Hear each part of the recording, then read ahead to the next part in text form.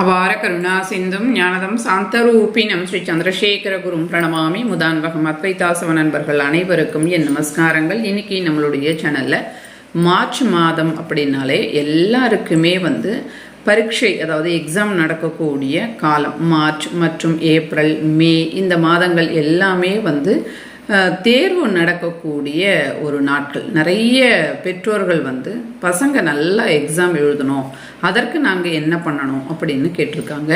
பல விஷயங்களை இந்த ஒரே பதிவில் சொல்கிறேன். இந்த பதிவை முழுமையாக பார்த்து உங்களுக்கு எது தேவையோ அதை எடுத்து நீங்கள் செய்யுங்க. முதல் விஷயம், இப்போ உங்களுடைய பசங்க, அது ஆண் பிள்ளையோ பெண் பிள்ளையோ அல்லது நீங்கள் காம்படிஷன் எக்ஸாம் எழுதுறீங்களோ எதுவாக இருந்தாலும் செவ்வாய்க்கிழமை வரை காத்துட்ருக்க முடியாதுங்க. எங்களுக்கு எக்ஸாம் நடக்குது, அன்றைய தினம் நாங்கள் என்ன பண்ணணும் அப்படின்னு கேட்டால், அன்றைய தினம் எழுந்து நீங்கள் குளித்து முடிச்சுட்டு ஒரு விளக்கை ஏற்றுங்க. விநாயகர் அல்லது குரு பகவான் அல்லது சரஸ்வதி தேவி இவங்க கிட்ட பிரத்யேகமாக ஒரு விளக்கை ஏற்றுங்க. நீங்கள் எக்ஸாமுக்கு போகும்போது விநாயகர் கோவிலில் ஒரு வெள்ளத்துக்கு மேலே ஒரு நெய் தீபத்தை ஏற்றுங்க.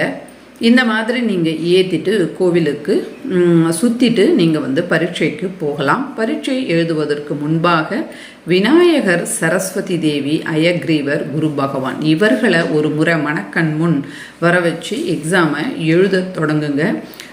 அதாவது தைரியமாக எழுதுங்க.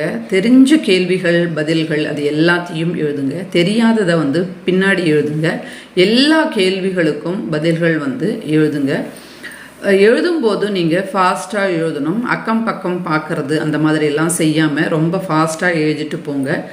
அதாவது அதிகாலை நேரத்தில் எழுந்து படிங்க. இத்தனை நாள் நீங்கள் படித்ததை விட அந்த அதிகாலை நேரத்தில் எழுந்து படிப்பது உங்களுக்கு ஞாபகமாக இருக்கும். தைரியமாக இருங்க. எக்ஸாம் எழுதுகின்ற காலத்தில் தினந்தோறும் ஒரு 10 நிமிடமாவது யோகா செய்யுங்க, தியானத்தை செய்யுங்க. அது உங்களுடைய மன பதட்டத்தை போக்கக்கூடியதாக இருக்கும். இப்போது பிள்ளைகளுக்காக தாய் தந்தையர்கள் என்ன செய்யணும் அப்படின்றத பார்க்கலாம். ஒவ்வொரு செவ்வாய் புதன், அதாவது எக்ஸாம் நடக்கக்கூடிய அந்த காலங்களில் இந்த மாதிரி தட்டில் பச்சரிசி போட்டு இந்த வெள்ளை அச்சுகள் எங்கிட்ட இருக்குது, நான் வச்சுருக்கிறேன், உங்ககிட்ட இருந்தால் வைங்க, இல்லைன்னா வீட்டில் இருக்கக்கூடிய வெள்ளத்தை நல்லா கட் பண்ணிவிட்டு சதுர வடிவத்திலேயோ அல்லது இந்த மாதிரி வடிவத்திலேயோ ஏதோ ஒரு வடிவத்தில் கட் பண்ணிவிட்டு அதற்கு மஞ்சள் குங்குமம் வச்சு பூக்களால் அலங்காரம் பண்ணி பூத்திரி போட்டு நெய் விட்டு இந்த தீபத்தை ஏற்றுங்க. இது விநாயகர் கோவிலில் ஏற்றுவது சிறந்தது. அப்படி இல்லைன்னா நீங்கள் வீட்டிலையே ஏற்றுங்க. மலை ஏறிய பிறகு, தானாகத்தான் மலை ஏறணும், ஏறிய பிறகு இந்த கலவைகளை எல்லாத்தையும் பசுமாட்டுக்கு வச்சுடுங்க அல்லது பறவைகளுக்கு போட்டுடுங்க. எக்ஸாம் நடக்கக்கூடிய அந்த காலகட்டத்தில் வருகின்ற அந்த செவ்வாய் புதன்கிழமைகள், செவ்வாய் புதனே வரலை அப்படின்னா நீங்கள் வாரத்துக்கு ஒரு நாள் இந்த மாதிரி பண்ணுங்க. இப்படி பண்ணும்போது நிச்சயமாக உங்கள் பசங்க நல்ல மார்க் எடுத்து பாஸ் பண்ணுவாங்க. அடுத்து பார்த்தீங்கன்னு சொன்னாக்கா, அவர்கள் எக்ஸாம் எழுதுகின்ற அந்த 2 மணி நேரமோ அல்லது 3 மணி நேரமோ நீங்கள் வீட்டில் அமர்ந்து, இப்போ ரொம்ப பெரிய எக்ஸாமெல்லாம் எழுதுறாங்க அப்படின்னா கூட்டு பிரார்த்தனை கூட பண்ணலாம். உங்களுக்கு தெரிந்தவர்கள் 10 பேர் அல்லது நீங்கள் சத் சங்கத்தில் இருந்தீங்க அப்படின்னா அங்கே கூட நீங்கள் இதை பண்ணலாம். ஞானானந்தமயம் தேவம் நிர்மல ஸ்பட்டிகா குருத்திம் ஆதாரம் சர்வ வித்யானாம் அயக்ரீவம் உபாஸ்மகே. ரொம்ப அற்புதமான அயக்ரீவர் மந்திரம். அந்த 3 மணி நேரமும் எல்லாரும் சேர்ந்து சொல்லுங்கள். இந்த மாதிரியெல்லாம் எல்லாரும் சேர்ந்து சொல்ல மாட்டாங்க. எங்கள் பசங்களுக்காக அவங்க சொல்ல மாட்டாங்க. அந்த அளவுக்கு ஒரு நல்ல மனப்பான்மை யாருக்கும் கிடையாது. அந்த மாதிரி ஒரு சர்க்கிள் எனக்கு கிடையாது அப்படின்னு சொல்லுகின்றவர்கள் நீங்களே உங்கள் வீட்டு பூஜை அறையில் அமர்ந்து 3 மணி நேரம் இந்த மந்திரத்தை தியான நிலையில் இருந்து சொல்லுங்க. காலையிலேயே சமையல் எல்லாத்தையும் முடிச்சு வச்சுட்டு உங்கள் பசங்க அந்த எக்ஸாம் நேரம் எந்த நேரமோ அந்த நேரத்தில் நீங்கள் பூஜை அறையில் அமர்ந்து விளக்கேற்றி இந்த மந்திரத்தை நீங்கள் சொல்லுங்கள். ரொம்ப அற்புதமான மந்திரம். நிச்சயமாக இது நல்ல பலனை கொடுக்கக்கூடியதாக இருக்கும். அவ்வளவு ஒரு அற்புதமான மந்திரம். ஆனால் நீங்கள் அந்த 3 மணி நேரமும் சொல்லணும். இப்போ ஒரு 5 நாள் எக்ஸாம் எழுதுகிறாங்க. இப்போ 10th எக்ஸாம், 12th எக்ஸாம், இந்த மாதிரியெல்லாம் 5 நாள் எழுதுகிறாங்கன்னா அத்தனை நாளும் நீங்கள் சொல்லணும். அல்லது உங்கள் பசங்க இந்த காம்படேட்டிவ் எக்ஸாம் எழுதுகிறாங்க 1 நாள் 2 நாள் அப்படின்னா அந்த நாளும் நீங்கள் சொல்லலாம்.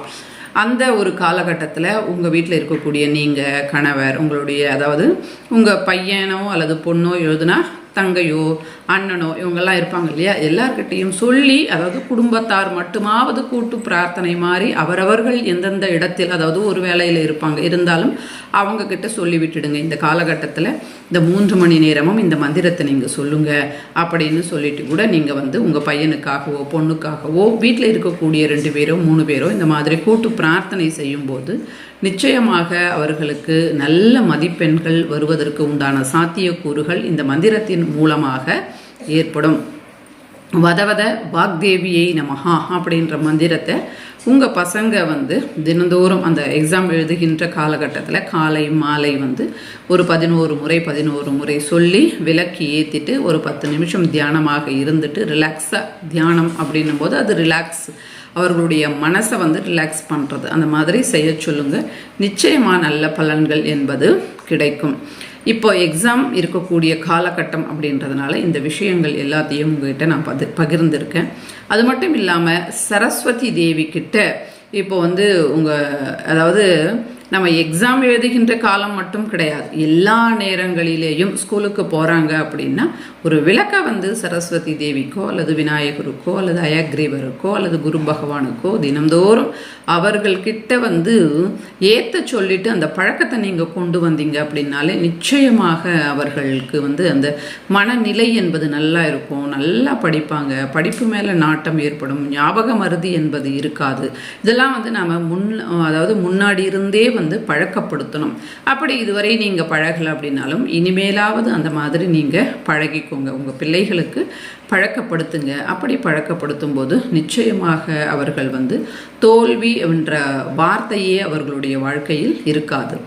சரஸ்வதி தேவி வந்து உங்களுடைய பசங்களுக்கு வந்து அனுகிரகம் கிடைக்கணும் அப்படின்னா சரஸ்வதி தேவியை வந்து நாம் நிறைய கும்பிடணும். வெண்மையான மலர்கள் தாயாருக்கு நாம் வந்து வைப்பது, மாதம் வருகின்ற அந்த மூலம் நட்சத்திரம் என்று தாயாருக்கு வந்து அதாவது வெண்மையான நிறத்தில் இருக்கக்கூடிய பால் சாதம் இந்த மாதிரி நைவேத்தியம் வைப்பது, தாயாரினுடைய அஷ்டோத்திரங்களை சொல்லி வெண்மையான மலர்களால் அர்ச்சனை செய்வது, இந்த மாதிரியெல்லாம் செய்யும்போது தாயாரின் அனுகிரகம் கிடைக்கும். இதெல்லாம் பண்ண முடியல அப்படின்னாலும் தினந்தோறும் விநாயகர் கோவிலுக்கு படிக்கின்ற பசங்களை வந்து போயிட்டு ஒரு பிரதட்சணமோ ஒரு 3 பிரதட்சணமோ பண்ணி நமஸ்காரம் பண்ணிட்டு வர சொல்லுங்க. அது கூட நிச்சயமாக அவர்களுடைய அந்த படிப்பு அப்படின்றது நல்லா வருவதற்கு அந்த விநாயகர் வந்து அருள் புரிவார்.